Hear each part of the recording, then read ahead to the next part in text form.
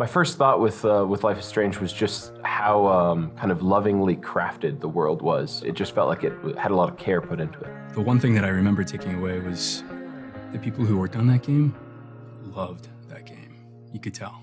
Don't Nod had really set a high bar, and we wanted to make sure that we could hit that. And we offered it up to Square to say, here's what we would create.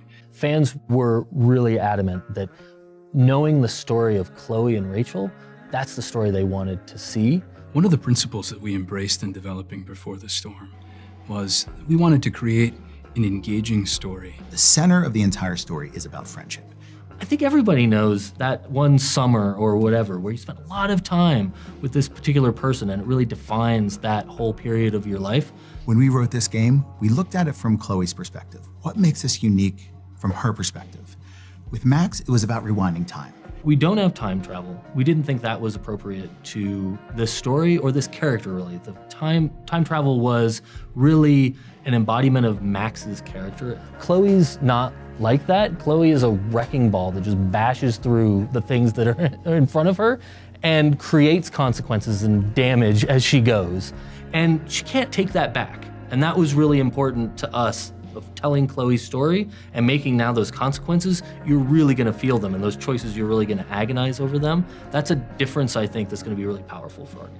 So having Ashly Burch join our writing team and help the writers really find the character of Chloe. So Ashly has a passion about Chloe as a character that comes from a very personal place. Hearing her appreciation and excitement and passion for what we're gonna do with Before the Storm, it's been incredible. That's been a real bolster to our story and making sure it stays in continuity with the original game. So my main focus has been on Chloe and Chloe's voice in terms of just her dialogue and her psychology. And so I've given notes in different aspects of the script about, you know, things I think Chloe would or wouldn't do, things she would or wouldn't say.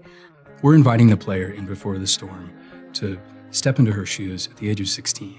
She's imprisoned in the grief that comes with losing a parent she loved very much. And that's where we start. And with that, we're kind of saying, it's okay not to be okay. I think it's just very honest emotionally, and I think it deals with really relatable issues and subjects. Most games don't tackle these kinds of things. In fact, they try to stray away from them, and Life is Strange embraced that. It's a great responsibility. We're dealing with subjects of death and grief and loss and friendship and romance. And I mean, these are things that every single person who's ever lived has felt and felt deeply. And so to just kind of be frivolous with that would be irresponsible. Several years ago, we looked across the market and said, we want to create emotional stories and characters that connect with people. Life is Strange is the perfect culmination of everything that we wanted to do. We realized we needed to attract really talented people.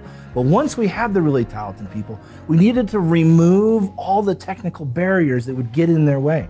And so we needed to build a technical platform that would allow these creators the freedom to go create something amazing. And so we focused for the first several years on a technical platform that we call StoryForge. So the StoryForge tools let us really create performances, and that's what that's all about. It starts with our script writing tool that lets you write like a regular screenplay, but with branches and choices and all of our gameplay elements built into that script. That then becomes essentially a big timeline that we can then place characters into a scene and say at this moment when they say this line, and they give this emotional performance, and we can dial up the sadness or dial down the anger. The journey to partner with Square has been absolutely amazing. They saw our passion for the franchise, and they saw our technical capabilities. Fans love these characters. They love this environment. They love the relationships, and we just want to bring you more of that. I think if we love what we're working on, fans are gonna love it too. This is a prequel that's being written by fans of the first game. And so that to me was like a huge relief. It was a big, okay, this is in good hands, you know? These are people that really care about this game and want to do a good job because they love the first game.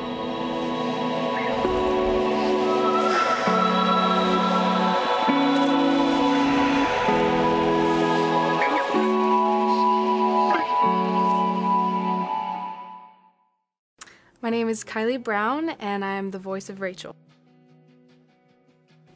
It is so much fun for me to play Rachel Amber. She is a chameleon, so there's so many different characteristics about her that I can play into.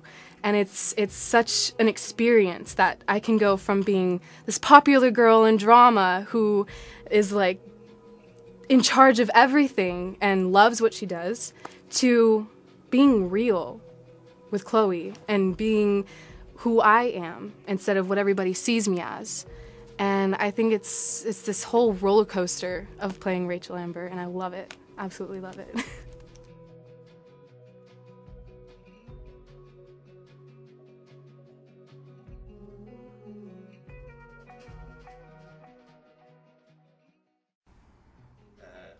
Take one. I remember very vividly we were doing the table read for episode 1, and the first thing out of everybody's mouths was, holy crap, the writing. And I feel so fortunate to have Chloe as the person that I'm reading for, because her lines are bomb. Like, they're so much fun to say, they're so much fun to work with and to break down. And I think that is a lot of who Chloe is, because she's someone that I see as having difficulty communicating on a very straightforward level. So the way that she communicates is vital to who she is as a person.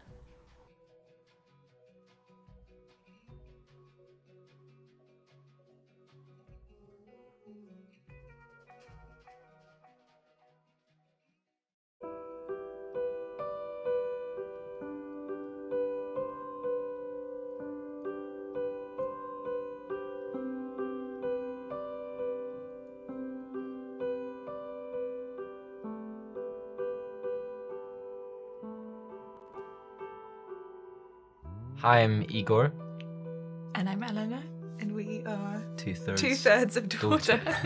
I think we definitely sort of knew that we were jumping into something that we had never done before. We knew we wanted to do it, and we knew that we had the time and the sort of energy to put in it. I think that was actually one of the kind of main draws to the game, was Chloe as a character. I think we both kind of found her really inspiring as our kind of heroine. We were trusted with making a soundtrack that would work for the game, because I guess they also approached us as a band. We have written instrumental tracks before, but never necessarily on themes or on things that need to relate to a story. That was a really kind of brilliant task for us to be able to kind of sit down and go, right, so how do we describe this certain feeling or this emotion? We weren't tracking to picture, so we had to be inspired by these quite short briefs, which left a lot of freedom in a certain way to just get inspired and make something up. A lot of the lyrics in our music is very super personal, and I haven't really ever written anything that's about another person, so it's trying to kind of sink into, especially into Chloe's character, sink into what she's feeling, and try and relate her life and her feelings of grief and loss to kind of my life. I think for us, her father dying and her trying to deal with it, it was the saddest point of the story, and I think the point in the story that really kind of spoke to us a lot. I guess even in terms of our inspiration for making for different songs, it was always at the back of our heads, this core of trying to get over something or just trying to kind of process that. Musically, the undercurrent to everything we have to do is to have grief somewhere in it. I think musically, one thing that I was quite conscious of as we were making the music is I wanted quite a few parts to be doubled or harmonized in some way. So it's kind of like this, generally there's one theme or melody or something happening, but then there's going to be something else that kind of is accompanying it in a very similar way, whether it's with the same instrument or a different instrument, or and they kind of sit in different space, but they're always sort of there together. And that was an idea of sort of sonically representing what their friendship or a friendship could feel like. We're super excited. I think it's going to be also just really interesting, I guess, to see if the fans of the game, especially for the first game, if how they respond to our music being on it, and if it's it would just be nice to know if it's well received in a way, because I think it fits really beautifully and really well, and I'm just so excited about it.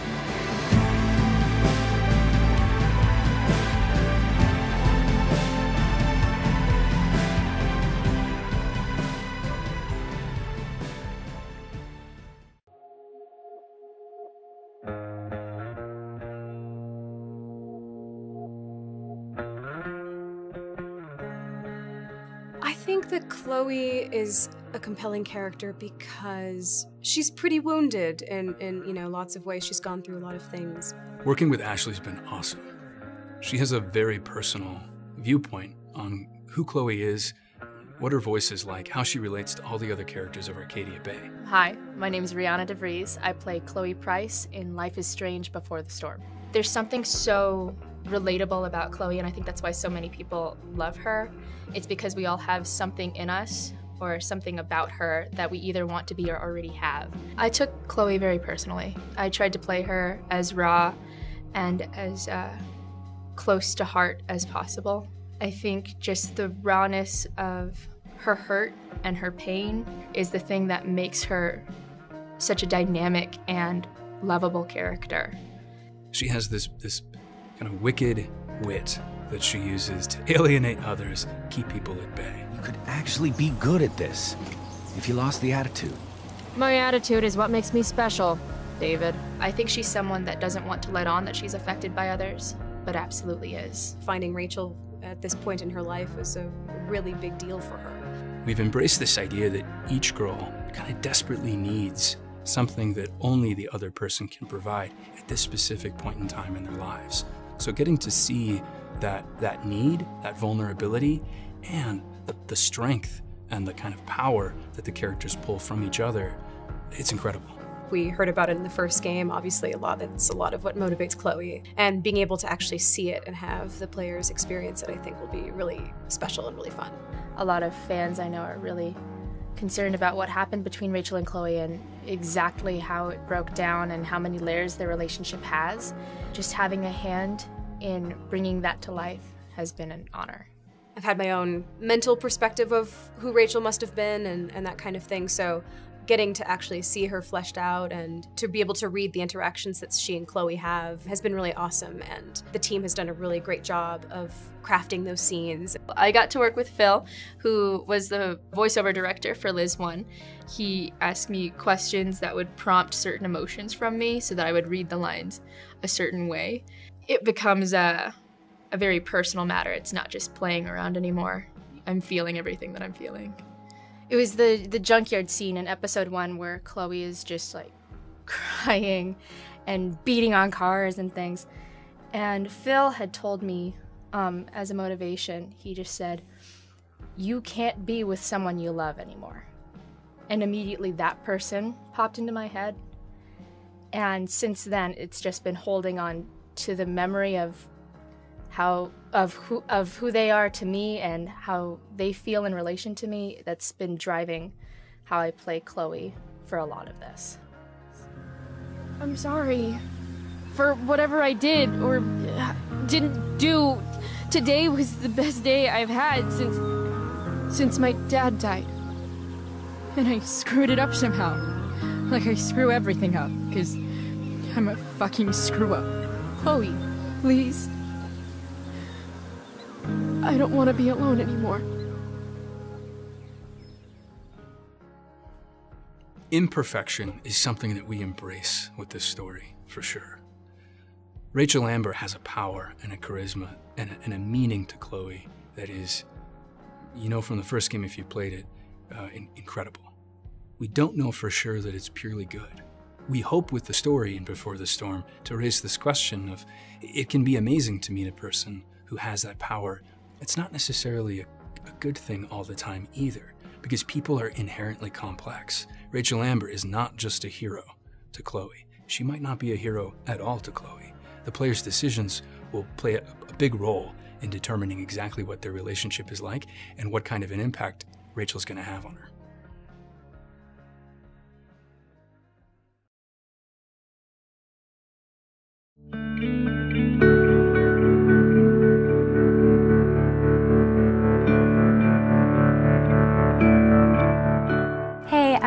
Patel, and I play Max Caulfield in Life is Strange. Hi, I'm Ashley Birch, and I play Chloe Price. Coming back to playing Max after 2 years, first, it's a huge honor. I love playing Max. She's the closest character to who I am as a person I've ever played. It's so nice. It's like, it is nostalgic, and it's nostalgic in the best way. Oh man! It really is like a time capsule.